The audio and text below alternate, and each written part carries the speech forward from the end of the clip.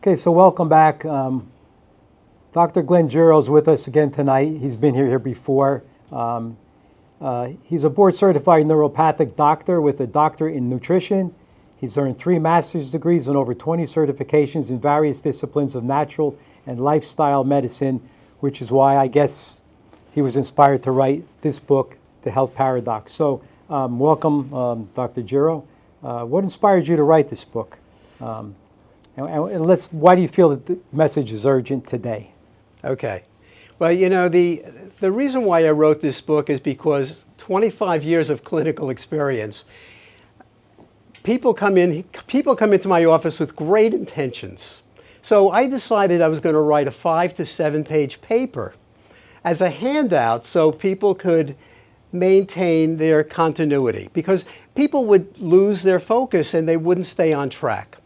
And for example, you know, somebody would take my information, they'd leave my office with great enthusiasm, and all of a sudden, within 2 weeks, they're coming back and they said, you know, I'm having the same problem. I fell off. Something got in my way. And you know, the only solution I thought is going home with the patients, and unfortunately, my wife wouldn't be happy with that. So it's one of the things that really inspired me is I was at a postdoctoral training at Harvard Medical School, and I was one of 500 docs in the audience, and the presenter was an endocrinologist. This was a course on internal medicine, and the presenter was a specialist in diabetes. And one of the things that we certainly recommend for diabetes is physical exercise. But the presenter was saying that the patient couldn't exercise because he had bad knees. And at the break, at the first question and answer session, I got up and I asked the presenter, I said, well, how was the patient's shoulders? So he looked at me, he looked a little uncomfortable. He says, I don't know what you mean. I said, well, you said he had bad knees, but you didn't say anything about his shoulders. And I said, if we're accepting our patients' excuses, maybe we're in the wrong profession. Well, he didn't like that, because instead of doing exercises that would have strained his knees, we could have come up with an exercise program where he could move his arms and get the same basic benefits. While he didn't like that, during the break, a number of the doctors that were in the audience came up to me and said that was a great question. But the fact of the matter is, 500 Harvard docs couldn't come up with that scenario, and I had to realize that. So I realized there was something more to staying well than to listen to our patients' lame excuses, whether they're real or perceived. And there's got to be an answer. There's got to be a way of maintaining our continuity. So that's really one of the basic motivations in creating this book. I really didn't think I was going to come up with a book. 5 to 7 pages ended up to be 50, and then 150 pages, and I ended up with 582 pages. So let me add, in your experience, you know, like you said, people come to you and they leave with good intentions. So what sabotages their attempts to stay well? You know, I had a guy that came to see me, and the best solution for him was to do some kind of physical activity. He was reticent to change his diet very much, but he says, you know, I can exercise, and he was very interested in joining one of those boxing gyms. Okay. So I said, well, why don't you join the boxing gym? He said, I just don't have time. He was a teacher, and he just didn't have the time before or after school, and he didn't live near one on the weekends. So I said, well, why don't you consider getting a portable boxing bag that you can put in your home? He says, well, you know what? I've got room in my garage, so I could probably get one of these things and put it in the garage. So 2-3 weeks later, I said, how you making out with that punching bag? He says, well, I'm waiting to clear out my garage. And this went on for weeks and months, and he never cleared out his garage. So, you know, there's many reasons why people don't continue or follow through. And it could be social pressures, it could be family pressures, it could be work, it could be the need for immediate gratification. But the point is, people are sabotaging their ability to stay on track. And we're not looking to make major changes with everybody, but if they can make subtle changes, that's really the purpose of the health paradox, is how can we beat the odds and maintain some type of forward motion and follow a GPS so that we're in the process of getting healthier. That's okay. Let me just ask you really quick, because I know you see a lot of patients. Maybe give us an example of somebody's struggles that really struggled and really made breakthroughs on their journey. Like an example of somebody maybe that came. Well, I've got a couple examples.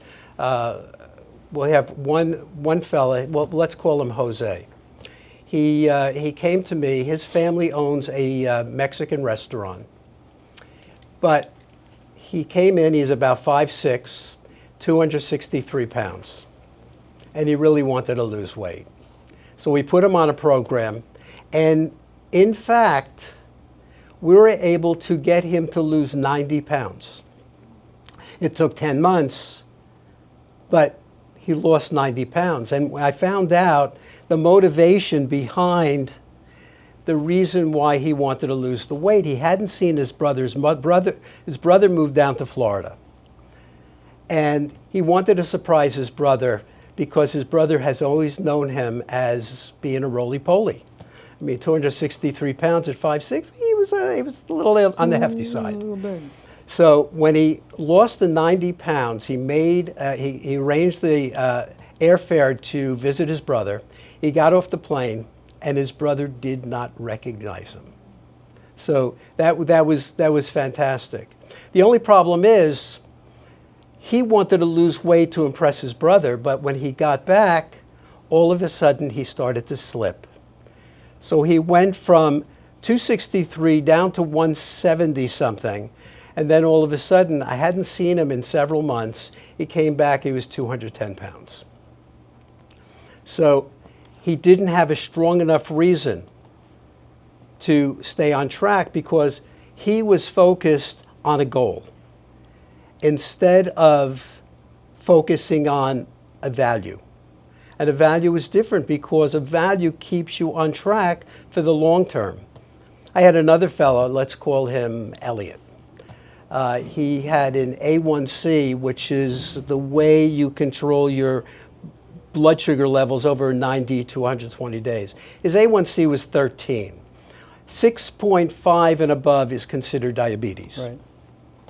So his level was 13. He hadn't seen a medical doctor or any doctor in about 20 years. So he was shocked because he didn't feel good. He didn't know why he didn't feel good.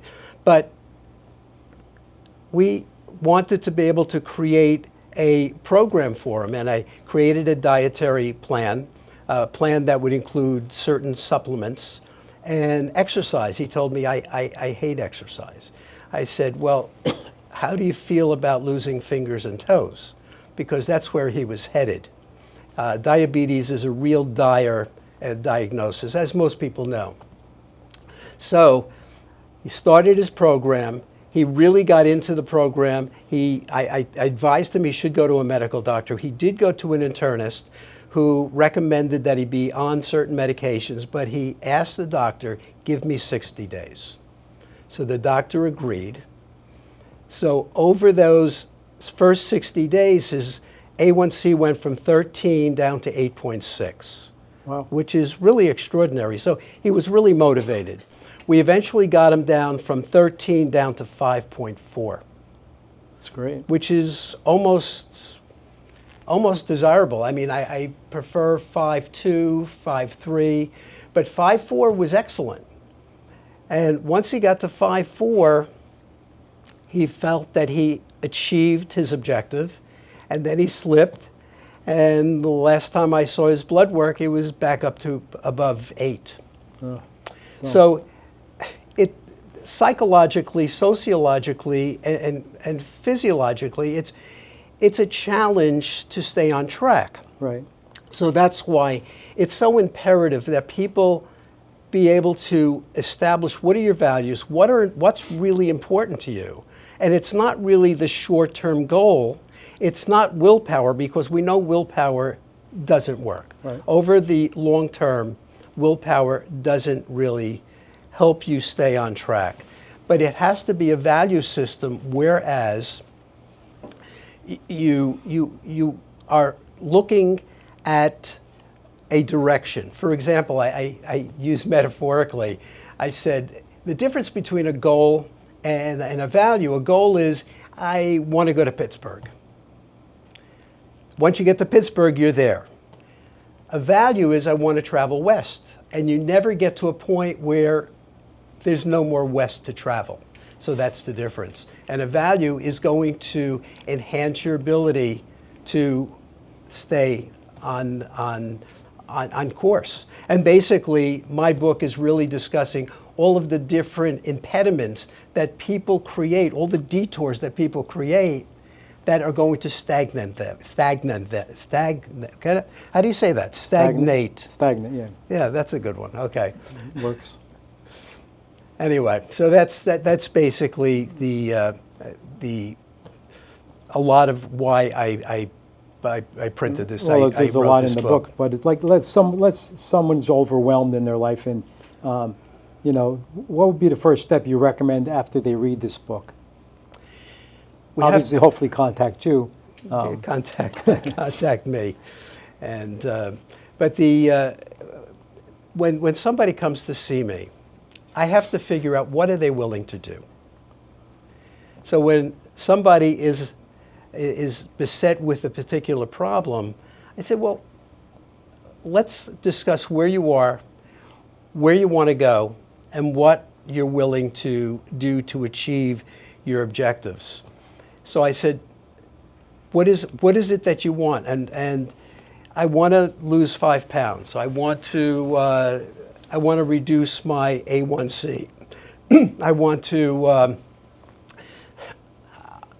prevent getting cancer because a number of people in my family have cancer. So these are all things that I work with the patients that I see. And then we start negotiating. What do you feel you need to do? Well, I know I have to watch my diet. Well, what is it about your diet you need to watch? I know I have to reduce the refined carbohydrates. Okay, are you willing to reduce the carbohydrates? What are the chances? 1 to 10. 10 meaning, yeah, I'm definitely, without question, going to achieve my objectives. 1 being, there's no chance in the world that I'm going to change what I'm doing today. So when they come up to me and they say, well, I'm at a 6. So I'll ask them, I said, well, why not a 3 or a 4? He said, well, because I'm pretty motivated and I think I can do it. So I said, what's going to get you to a 7 or an 8 or a 9? So it's really about assessing where somebody is, meeting them where they are, and making small steps in the direction so they don't feel overwhelmed. Otherwise, if you give them everything all at once, they're going to walk out of the office and they said, I just can't do this all. But if they know that they don't have to be perfect, and that's really the important thing. I don't have to be perfect. I could cheat occasionally. As long as I'm 80% on target, I can go out for pizza on a Saturday night or a Friday night. I could have that burger occasionally. You don't have to be on a particular program and be perfect. And oftentimes, people feel that if I messed up, if I missed a workout, if I had a bad meal, I've destroyed everything. I remember speaking to a woman, we put her on a program, it was about a week or 2 before Thanksgiving, and she sent me an urgent email, and she says, I'm invited over family for Thanksgiving. I'm really nervous, what can I eat? And my answer was, enjoy yourself.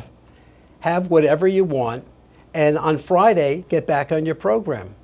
Well, she sent me an email on Friday, the Friday after Thanksgiving, and she says, I really appreciate the fact that you gave me permission, like she needed permission from me. She gave me permission to enjoy the Thanksgiving dinner, and because of that, I was really careful about what I ate. And I understand you, right? Because being well is it's not a jail sentence. Exactly. It's I'm actually reading the back of this a little bit, and most books are written about diet and exercise, and this book is a little bit different than other wellness books. That it explains a lot of other things. Just really quickly, how is it different than your average diet? I mean, we could go on forever, but this is not an exercise or diet book. That's correct. I think most people know what they need to do to be healthy. We know we should exercise. We know we should eat more fruits and vegetables. We know we should limit our saturated fats and our trans fats. We should reduce our sugars. So we're inundated with information. There are tens of thousands of books telling us what to eat, how to exercise. This book doesn't do any of that because it assumes that most people have enough common sense realizing that they're headed down the wrong path, that they're doing things that are going to jeopardize their health. What this book does, and I really feel that this book may be the most important book ever written associated with healthcare. And I'm not saying that because I wrote the book, maybe partially. But the point is, this is giving you the nuts and bolts to be able to stay on track. Because if you already know what is good for you and what's not good for you, we know that going to McDonald's 6 days a week is probably not a good idea.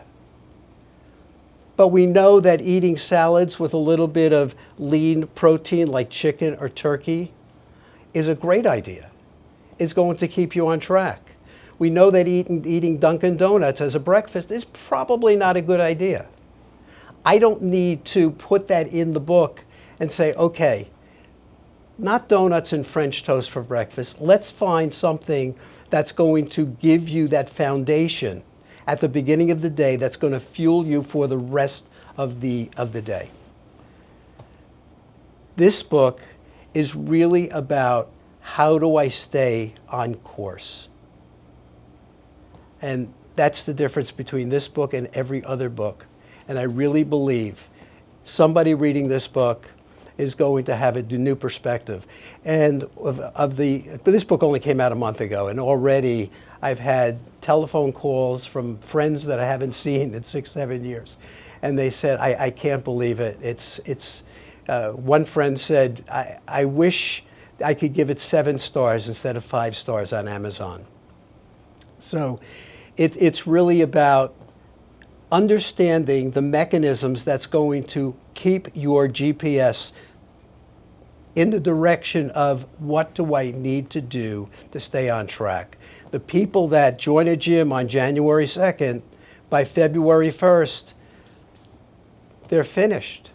People that make a New Year's resolution by January 10th,